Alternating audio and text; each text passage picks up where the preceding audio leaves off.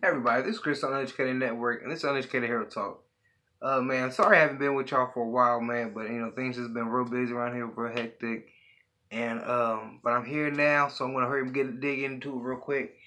I'm not gonna give you too much time on these episodes, just because we gotta hurry up and catch up on a lot of things, just because we got had a lot of shows come back on, and so we're gonna hit up on some of these CWDC shows. Forgive me, like I said, I'm gonna run through them real quick. I'm gonna probably mess up on a lot of details, so just make sure you go back and watch the shows to get it yourself and let me know what I messed up on. Okay. So we're gonna talk about Supergirl. Supergirl, you see that she has a whole new tone to herself. She has basically given up. She given up her persona of Kara away. She's want to focus on just being Supergirl, just because she feels bad and sad, just because she had to send Marnell off.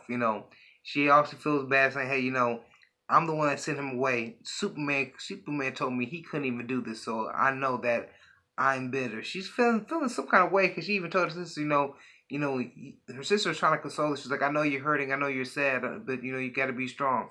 And she's like, "Well, I'm not human. This is how you would do it. If this happened to you, you'd be at home crying, but I'm out here saving people." So she took it on. Hey, I'm more better saving people, being out here as Supergirl. 95% of the time. So but her sister still trying to persuade her. Sister actually ends up trying to persuade her, "Hey, come back, be Carl, we love you. Come back." She does. Now in the beginning of the episode, she has a dream of actually her and Marnell, dancing in the field, everything like that. She looks to the side, she sees her mom, she goes and gives her mom a hug.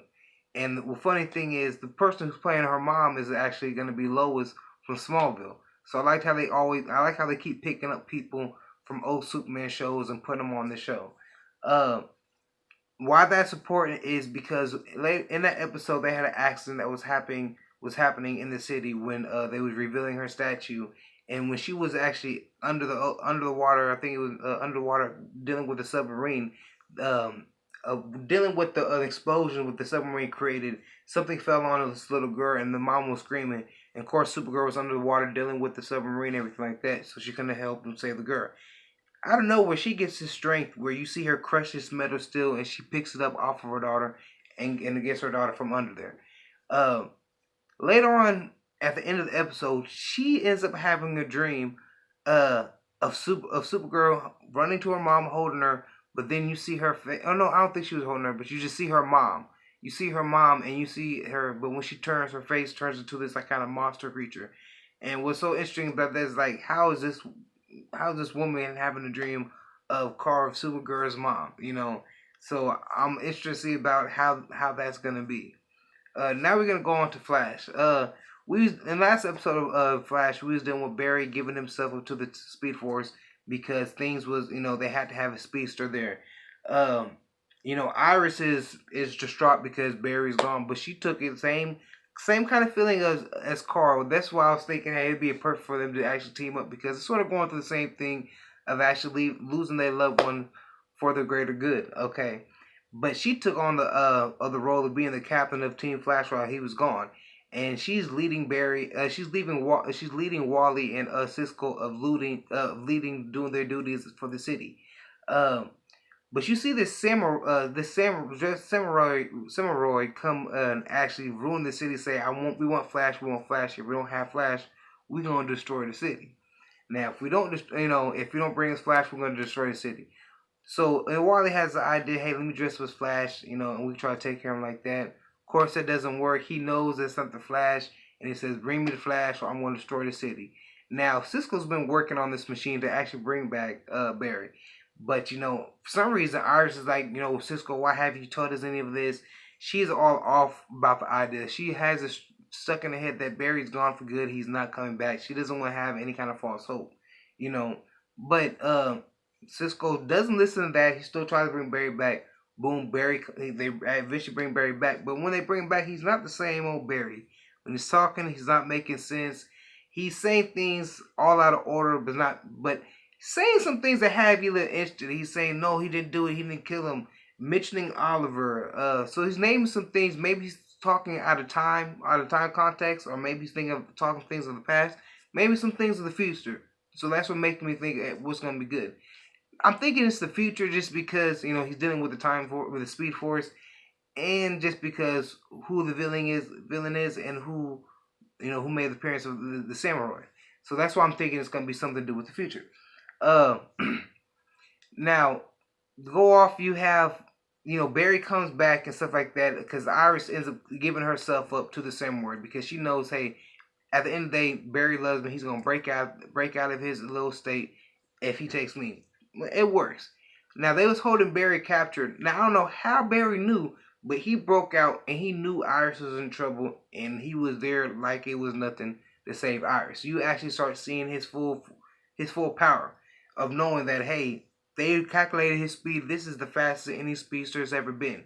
And so I don't know, they chalk it up for him just being in time for the Speed Force that long. So, but you finally know that, hey, Barry is the most powerful speedster there. So at the end of the, you see who the real when he saves the day, you see he pulls the mask behind the samurai, and he realizes it's a robot. That's why they name him a samurai. But that's why he's from the future, if it's anything to do with the comics, like it has in the comics. But then you end up seeing who the main villain is at the end of this episode, and it's actually the Thinker. It has been interesting to see how they're gonna keep going with this.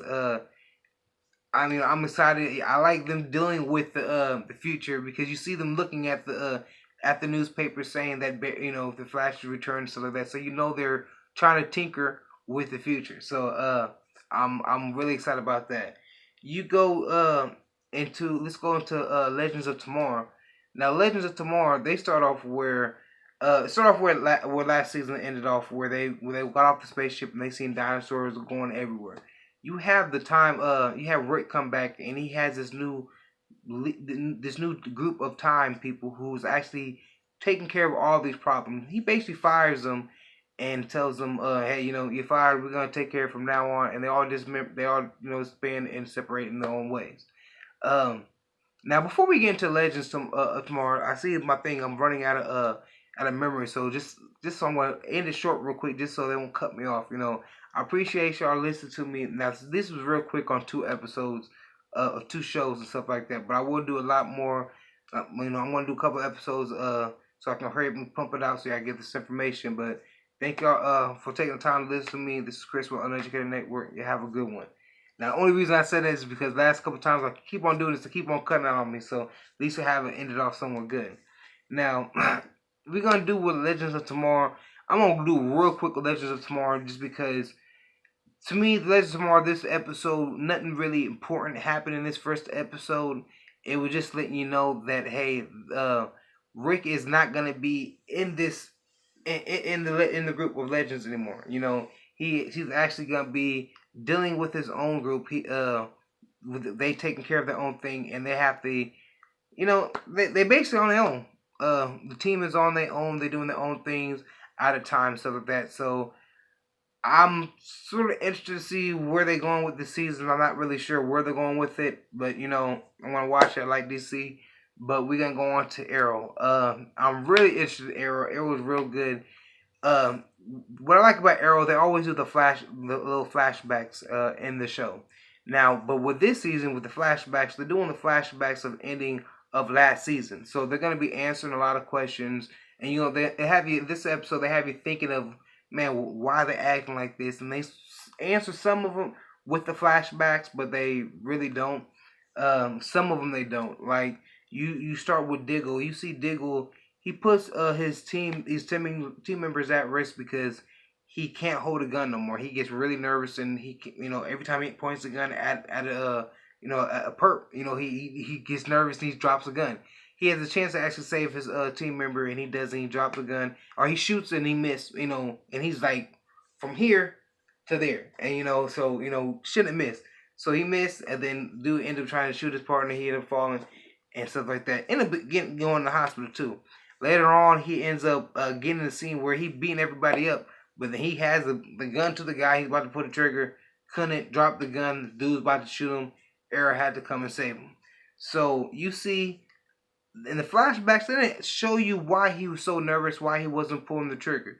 Now, you don't know if this still has something to do with him killing his brother, but he got over that, so I'm not really sure why he's doing that. Now, you seeing that you have not the Black Canary, but you have the what's her name, the bold Black Canary. You see that she's going off there and she's she's exploding the police station. She's destroying that. You seeing that the reason why they think that she's doing that, they think that she's after her dad, after Lance, Detective Lance, because he actually ended up shooting her, trying to save the new canary, the good canary. So he ended up shooting Laura just because he thought that she was gonna kill the other canary, which she was, because this is not the Laura from this time. This is the other Laura from the other universe of the time realm, whatever you want to call it. Okay, and so he shoots her, and so this is why they're thinking that she's after him. So they set up a little thing, try to use them as bait, and you thinking that hey that they're gonna attack her, but attack him, but not attacking him. They end up attacking Arrow, not Arrow, but they end up attacking his home base, his secret base. So when Diggle's there, that's when Diggle freezes up and he drops the gun and almost loses his life. But while they're there, they actually takes one of them smart fears, and with that, they get a picture of Arrow, of Oliver being Arrow. So you see that Oliver is actually mass revealed in the public, and he's known. This is an authentic picture of Oliver as an Arrow, and she put him on blast, and everybody in the city knows, that the mayor of the city is the Arrow. But to me, I mean, it's going to hurt him. He's going to have to. He's going to have to retire being the mayor and everything like that. But to me it's one. I'm the mayor. I'm trying to do the right thing, lead the city right in the day, and I'm protecting y'all at night. So, but they ain't going like that. But all in all, I'm excited about the CW shows, man. Man, they came through good. They came through real good. Me, my favorite, I'm gonna go with two of them. I'm gonna go with Flash and Arrow. But Flash and Arrow is those are the starter ones off. Those always were the best to me. But I like Supergirl and I like Legends of Tomorrow. I'm really interested about seeing where they're going with Supergirl too as well. Just because I feel like they're gonna talk a lot more about Krypton and in that aspect. So I'm really excited about that. I'm excited about Flash. I'm excited about Arrow. I'm excited about what they're gonna do with Legends. I wonder which way they're going. So thank y'all for taking the time to listen. I appreciate it.